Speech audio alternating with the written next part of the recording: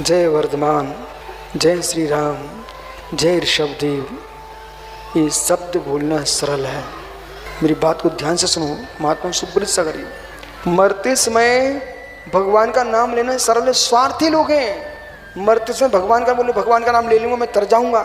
भगवान का नाम लेके नहीं तर पाओगे, भगवान जैसे क्षमा करके तर पाओगे। जो फांसी लगा रहे हैं वो क्या लिख के दे रहे हैं? और जो ये लिख रहा हो कि रोहित ने मुझे सताया है इसलिए मर रहा हूं, अब उस व्यक्ति के साथ कितनी प्रचंड होगी।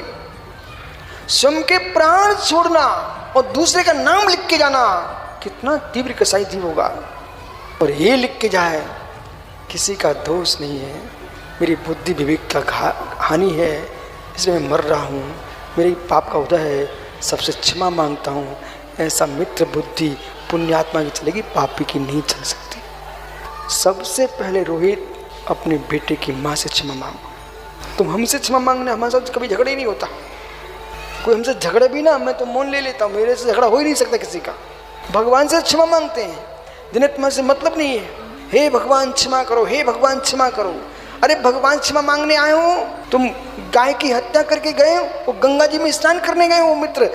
तुम्हारे तुम पवित्र जब होगे, जब गाय की रक्षा करोगे तब तुम पवित्र होगे। मित्र जिससे दुश्मनी हुई है उससे क्षमा मांगो। भगवान क्षमा मांगने से क्या होता है? गुरुजी क्षमा कर देना, बोले क्या हुआ? मैं पत्नी को पीट के आया हूँ। पगले मैं से क्षमा मांगने आया, पत्नी से क्षमा मांग जा करके। कितने गरीबों पर तुम बरस चुके हो।